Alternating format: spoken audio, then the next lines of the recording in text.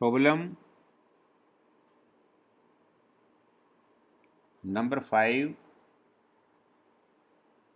Exercise number 4.2.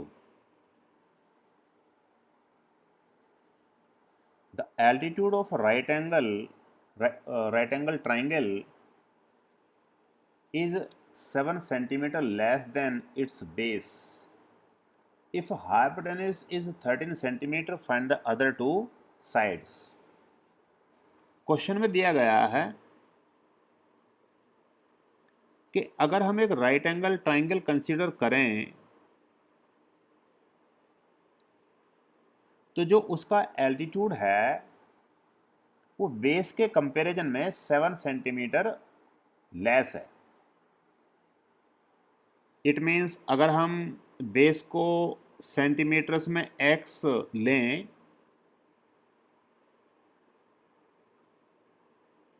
तो जो इसका एल्टीट्यूड आएगा वो x माइनस 7 आएगा. तो यहाँ हमने इमेजिन कर लिया, अजम्पशन ले लिया, let base of right angled triangle is x. तो उसका एल्टीट्यूड जो है वो x माइनस 7 हो गया. अब गिवन है हाइपोटेन्यूज 13. पाइथागोरस थ्योरम आप अप्लाई कर सकते हैं. तो अगर आप पाइथागोरस थ्योरम अप्लाई करेंगे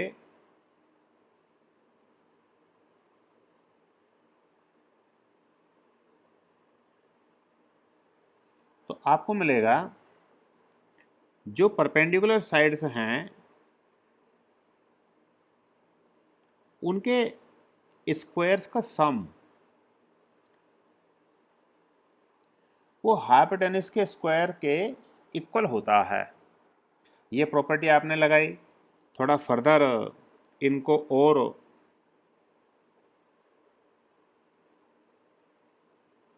सॉल्व कीजिए तो आपको मिलेगा.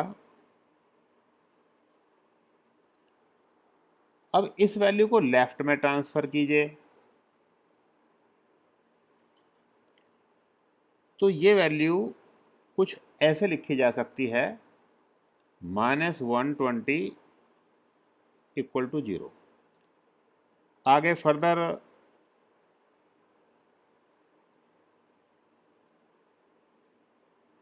हमें सोल्व करने में इजी होगा अगर इसको हम पहले ही से थोड़े छोटे इसके ये वैल्यूज रखें. तो इसलिए हमने 2 से डिवाइड कर लिया. अब हमें चेक करना है कि 7 जो मिडिल हमारे पास टर्म है उसका अगर हाफ करेंगे, नियर हाफ वैल्यू 3, 4 होंगी, उनकी प्रोडक्ट मैक्सिमम 12 हो सकती है. तो इसलिए वो तो काम करेगा नहीं क्योंकि राइट हैंड साइड में हमारे पास 60 है. तो आप 60 की वैल्यू को ही आपको फैक्टर्स में लेना पड़ेगा और उनका डिफरेंस वो 7 आएगा. अब 60 के जो फैक्टर्स हमारे पास होंगे वो फैक्टर्स हमारे पास आएंगे 2 इंटू 2 इंटू 3 इंटू 5. ये इसके प्राइम फैक्टर्स होंगे. अब हमें चेक करना है कि हम ऐसे बनाएं कि वो डिफरेंस हमारे पास 7 आ जाए. अब इसको बनाने के लिए आप अगर इनको देखें तो वैल्यू एक तो ये आप कंसीडर कर सकते हैं.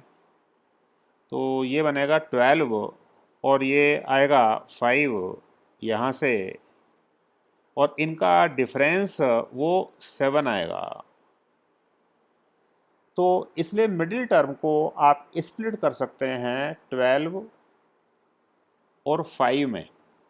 साइन लेकिन आपको पता है किस तरीके से लिए जाते हैं क्योंकि वहाँ पर वो -7 बनना है तो आप पहले ही से इस टर्म के साथ तो माइनस लेंगे और इस टर्म के साथ आप प्लस लेंगे तो तब वो यहाँ -7 बनेगा।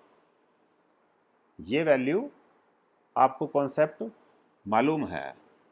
तो आप मिडिल टर्म को जब आप लिखेंगे तो हमारे पास आएगा -12x प्लस 5x -60 = 0। x यहाँ से कॉमन, 5x -12 और x -12 फिर फर्दर आगे दोनों फैक्टर्स को आप कॉमन ले लीजिए। तो फर्स्ट यहाँ से तो वैल्यू हमारे पास एक आएगी x का वैल्यू 12 और दूसरा वैल्यू आएगा x का वैल्यू -5। लेकिन क्योंकि x तो एक हमने माना है ट्रायंगल का बेस और बेस एक लेंथ है, तो वो तो नेगेटिव हो नहीं सकता। दैट्स वाई ये वैल्यू तो हमारे पास जो आएगी ये इसको आप नहीं ले सकते, ये तो इनएडमिसिबल है, इसको तो आप लेंगे नहीं। तो आपको तो वैल्यू फिर x = 12 ही लेनी पड़ेगी। तो उसमें क्वेश्चन में पूछा गया था कि दो साइड वो निकालिए हाइपोटेनस से डिफरेंट। तो therefore base of triangle is 12 centimeter and its altitude is 7 less था। तो 12 - 7 = 5 सेंटीमीटर। तो ये इसका आंसर आएगा। अब नेक्स्ट क्वेश्चन कंसीडर कीजिए।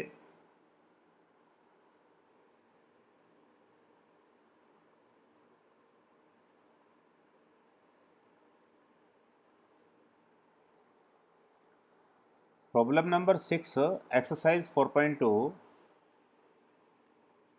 A cottage industry produces a certain number of pottery articles in a day. It was observed on a particular day that the cost of production of each article in rupees was 3 more than twice the number of articles produced on that day.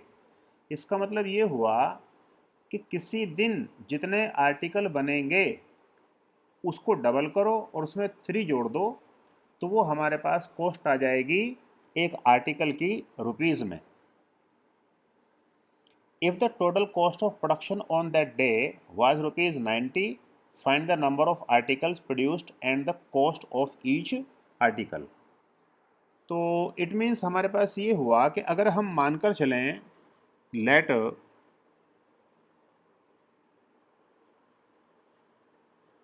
Number of articles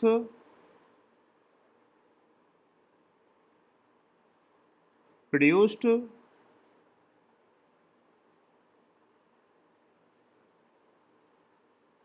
on that day हमने x मान लिया। तो therefore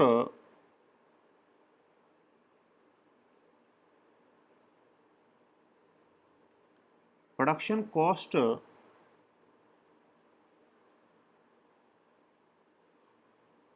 of one article वो हमारे पास आएगा twice x + 3 in rupees में। अब हमें दिया गया है कि उस दिन जो प्रोडक्शन कॉस्ट थी वो ₹90 थी। तो आप देखो एक आर्टिकल की जो कॉस्ट है वो तो ट्वाइस x + 3 है और आर्टिकल हमने मान लिया उस दिन बने x। तो इन दोनों को अगर हम मल्टीप्लाई करेंगे तो हमारे पास उस दिन का प्रोडक्शन कॉस्ट आएगा। तो देयरफॉर जो गिवन है क्वेश्चन में वो हम यूज़ करें x into twice x plus 3 equal to 90, क्योंकि एक आर्टिकल की कॉस्ट हो गई ट्वाइस एक्स प्लस 3 और आर्टिकल हो गए x, मल्टीप्लाई करेंगे टोटल कॉस्ट के इक्वल।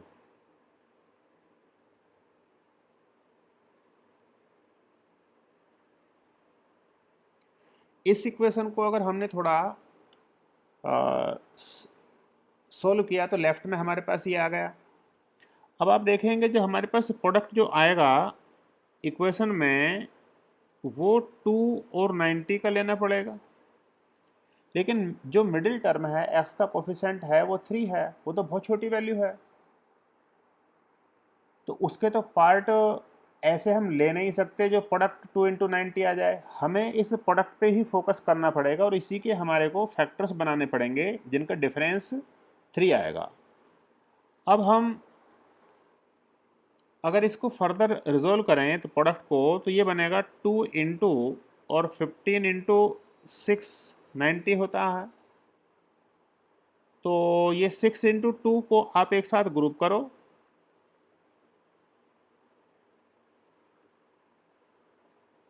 तो ये तो हो जाएगा 12 और ये है 15 और 15 माइनस 12 वुड बिकम 3।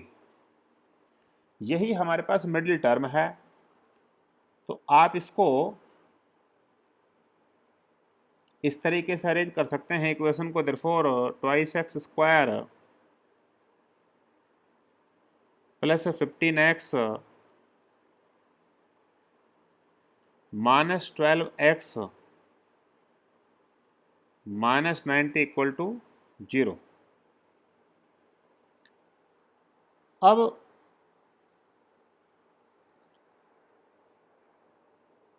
जो वैल्यू यहाँ हमारे पास है वो आप x कॉमन लीजिए फर्स्ट इन फैक्टर्स में से, तो ये वैल्यू तो आएगी ट्वाइस एक्स प्लस 15। यहाँ से आपको कॉमन लेना होगा, वैल्यू बनानी है 2x, तो आप केवल यहाँ से माइनस का 6 कॉमन लीजिए, तो वैल्यू बनेगी यहाँ पर ट्वाइस एक्स और ये नेक्स्ट आएगा 15, इट वुड बी 0। तो एक तो फैक्टर हमारे पास आएगा ट्वाइस एक्स प्लस 15, दूसरा आएगा x माइनस 6 इक्वल टू 0। अब अगर इस फैक्टर को हम 0 रखें फर्स्ट को, तो ये वैल्यू तो माइनस 15/2 आ रही है और ये वैल्यू x की आएगी 6। इसको तो हम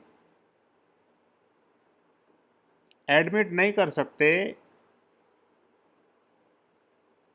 क्योंकि ये वैल्यू नेगेटिव है और x हमने माना था number of article on that day, that's why ये तो हमारे पास आएगा नहीं, पॉजिटिव वैल्यू हमें लेनी होगी, तो हमारे पास x हमें मानना पड़ेगा 6। तो देयरफॉर नंबर ऑफ आर्टिकल्स तो हो गए,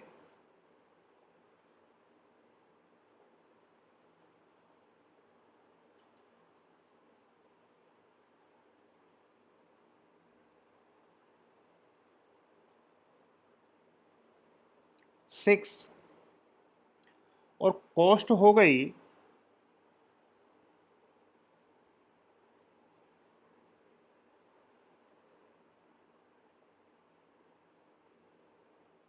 and cost of each article वो बनेगी twice x plus 3 equal to 2 into 6 plus 3 means 15 rupees. ये हमारा इसका आंसर आएगा।